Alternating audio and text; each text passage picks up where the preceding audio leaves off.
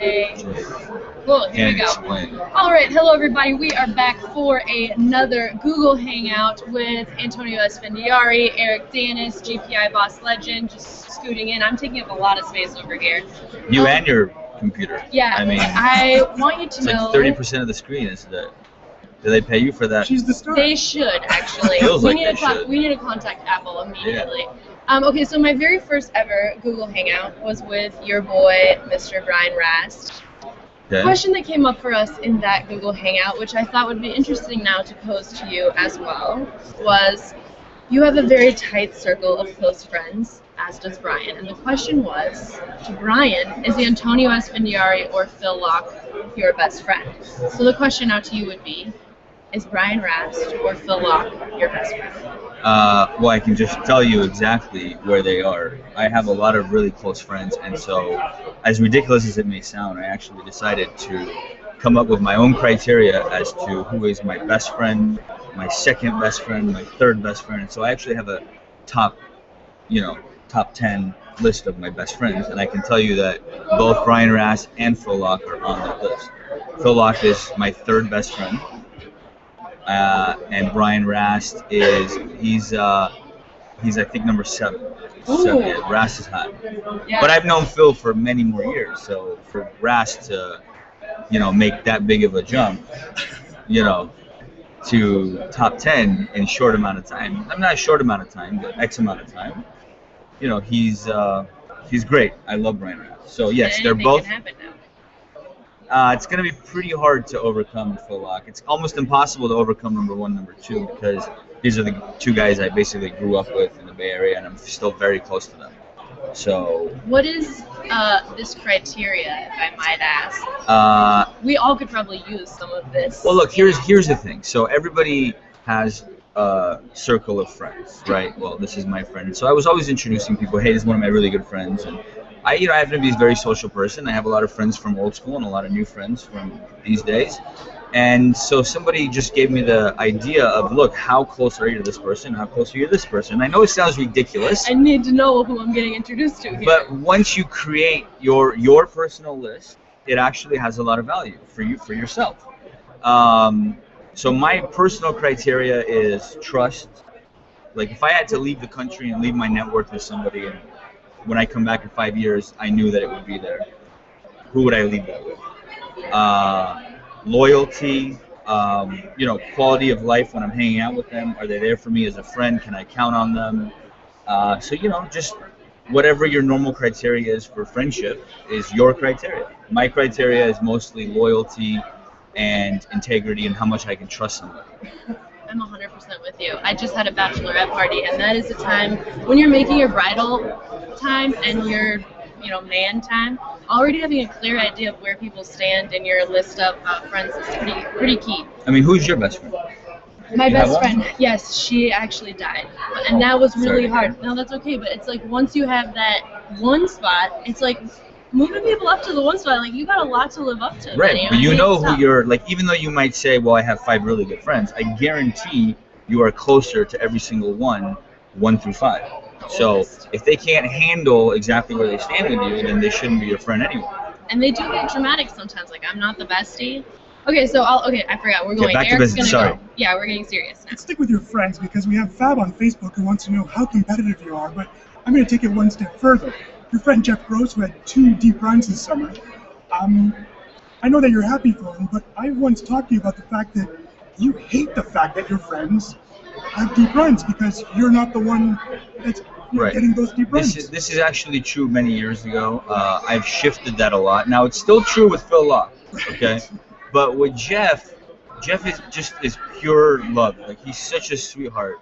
And when Jeff makes a deep run, I'm genuinely happy for him. So it's a little bit different with Jeff Gross versus some of my other friends, when we have bets on last longer or something like that. Like when Phil succeeds, a little part of me dies.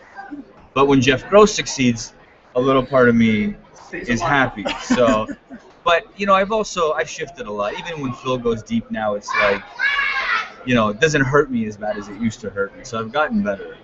But we're just extremely competitive. From I bet you, And so that's kind of just grown into what it is. I can't help it with football.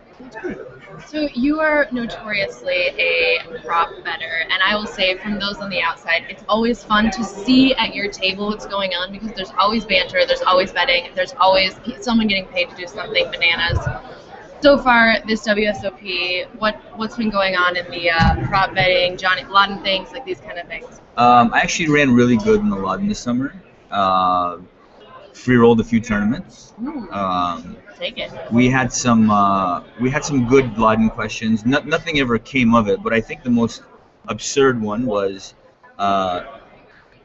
I don't even know if I should say this, but the question was this is rated R out the there. question was how much for me to publicly announce that I am gay. Okay, of course you could be gay if you wanted to be gay. I have gay friends. It's all good. But anyway, I'm not gay. But how much would it cost for me to publicly and for the rest of my life, except for my inner family, just tell the world I was gay? Live out of the closet. Yeah. And anyway, the bidding started, and the final bid was Nick Schulman bet $25 million. Okay, which I obviously bought because I think it's under that. I was in the brain, but clearly I would do it for less than $25 million. Right, You know? and clearly, where is he getting this $25 million? Yeah, I mean, how much That's money does the gonna guy make think a I have? Come on. So anyway, so that was just a really fun question because it got the whole table going, and These are the things I love, just getting people talking about what Yeah, put well, a number on it. What is this worth to you? So poker, or especially in the early rounds, is kind of boring, right? And if you see most tables, everyone is just sitting there, not talking, bored. So why not just start, having fun and betting on random things about what people think? And that's why Lodden is so great for pastime. So it's great. And keeping the game alive. That's something that we count And on sometimes you you for. pick up a little dough. Yeah, I love it. Mr. Eric? We have Carl on Twitter who talks about how much of an ambassador you are to the game, obviously. Your win 2 years ago in the one drop was very special. You thrived with that victory. Our friend Daniel Coleman, who won this year, chose a different route than you. What are your thoughts on Coleman's reaction to the win? Well, I didn't see it. I only heard about it. Obviously he's different than myself. Personally, that moment was a very special moment for me, and one that I wish I could actually go back to and relive and feel it again. It was so special. Some people don't like the spotlight. And as far as his views on not wanting to do anything for the media or anything like that, I don't teach his own. I don't think he owes anybody anything. He signed up for the tournament. He signed up to play poker. He put up $1 million. If he wins, he doesn't have to do anything.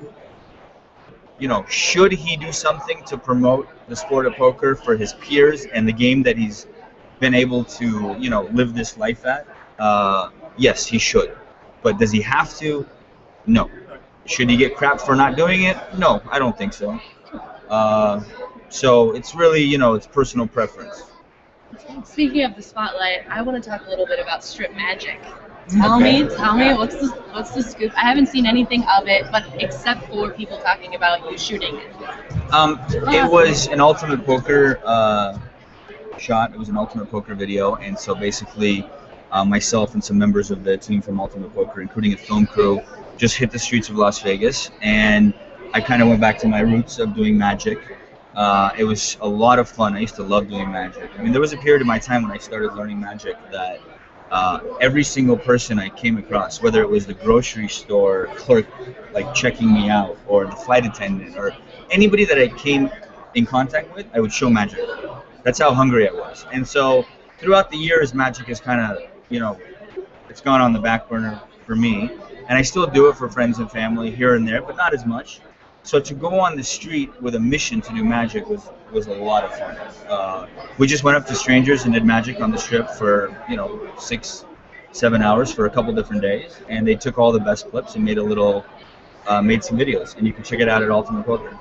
Do you have any connection to I watched a documentary a little while ago about, they basically have this big competition in Las Vegas once a year for up and coming magicians. Have you ever been there? Did you, when you were young, was that like your goal to do this whole thing? No, when I was young, I really wanted to be the next David Copperfield, and I really wanted to be a professional magician. Yeah. And it's a tough thing out there. There's a lot of kids that are practicing like 7 hours a day. Interestingly, magic is even tougher than poker. I mean, there's very few elite that really break through.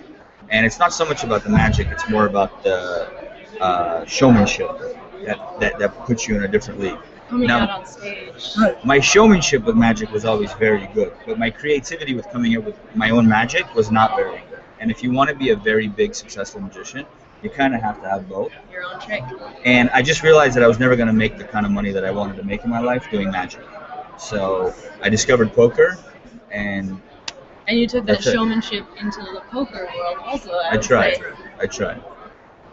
Eric, We have a JF on Facebook wants to know, how do you manage to stay so positive? I know you had a really rough time after the $1 million one drop, but you're here, you're in great shape, you're looking good, you're feeling good. How do you manage to stay so positive? Well, I mean, look, you only get one chance at life. And so whatever happens in the past, there's nothing you can do about it. You can either choose to dwell on it or let it go and just move on and be positive and, next step. However, even with that said, busting out of the one drop, I was chip leader with like 12 left. And I had it that I was going to do it again. And all of a sudden I busted 10th, not even cashing. This has hurt me more than any kind of, when I was 19, I had a really bad breakup. I couldn't eat, I couldn't sleep, I couldn't get out of the house for 2 weeks, okay? And this was worse. And it's easy to say, look, it already happened, there's nothing you can do, just get on with your life. But there's a deep pain in my heart from busting out of that tournament. And every hand that I, don't think I played my best, I keep replaying in my head, and I've lost sleep over it. I couldn't eat. But it's slowly but surely, what can I do? It's done, right? Daniel passed me on the all-time money winning list. That hurt. I didn't even cash. That hurt. I would have made history. So all that stuff just keeps coming into my head. But whatever. It already happened. There's nothing I can do about it. So I just have to let it go. The main event is going on, so I got to just focus and go forward. So. okay, we have time just for one more. I do want to ask you at some point about choice, which I asked Daniel about, and sort of how his life evolved, but maybe we'll do that in another interview. We got to get to at least one of these. You played with Matt Damon and Ben Affleck before. Which one is better? I would say Matt Damon is better. Matt Damon. I think that Ben has a little bit more natural talent for poker, but Matt is a better player because Matt has more control and more, definitely more patience, and Ben just wants to win every pot, and he doesn't care nearly as much as Matt. So I love when we get to use first names for them. Matt, that old guy. Okay, awesome, perfect. We appreciate it so much. I know you don't have a lot of time in your life, and it's really good to catch up with you guys. Thank you guys so much for sending in your questions. Eric, Dana, Sarah Grant, obviously the magician, Antonio Esfandiari. You guys are with us here on PokerNews.com. Thanks, guys. See you later.